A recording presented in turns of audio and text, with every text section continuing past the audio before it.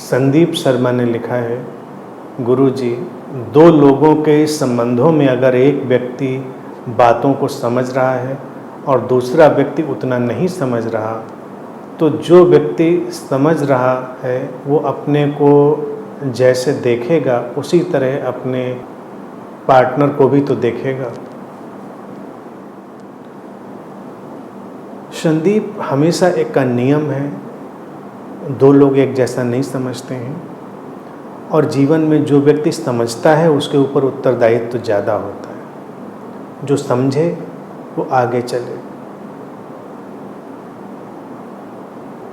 जैसे कुंडी खटकाई जाती है तो अक्सर इसमें मुहावरा चलता है, जो बोले वो जाके कुंडी खोले। तो जो समझदार है उसको ही रास्ते बनाने पड़ते हैं और समझदार व्यक्ति अपने पार्टनर को वैसे देखेगा। ऐसा ही नहीं, जो नासमझ है वो भी अपने पार्टनर को वैसे ही देखेगा। व्यक्ति के पास चश्मा तो अपनी समझ का ही होगा।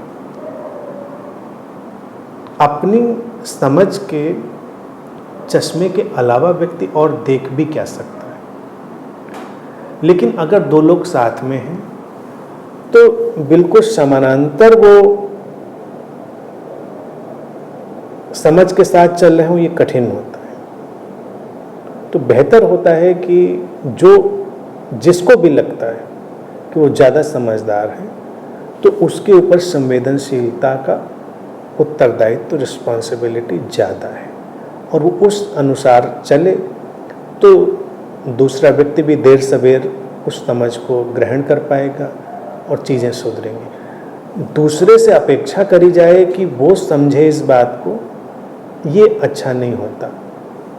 उचित यही होता है कि तुमने समझा तो तुम समझो ना, जो समझा है वो आगे चले ना। दूसरे को भी समझा कर ही मानेंगे, ये बात नहीं। लेकिन अगर अपनी समझ के साथ हम चलते रहते हैं तो धीरे धीरे जीवन का एक नियम है और समझ पर भी वही लागू होता है कि जो उच्चतर समझ है, जो भी ट्रांसेंडेंटल अंडरस्टैंडिंग होगी, यानी कि इवोल्यूशन की तरफ जाती हुई अंडरस्टैंडिंग होगी, वो धीरे धीरे दूसरे व्यक्ति को भी अपने में खींच लेती है।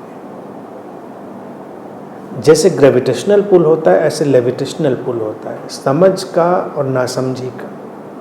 अगर नासमझी का तल ज़्यादा है तो वो ग्रेविटेशनल नीचे खींचने वाला बन जाता है, लेकिन अगर समझदारी का तल ज़्यादा है तो वो लेविटेशनल पुल बन जाता है, वो ऊपर खींचने वाला बन जाता है।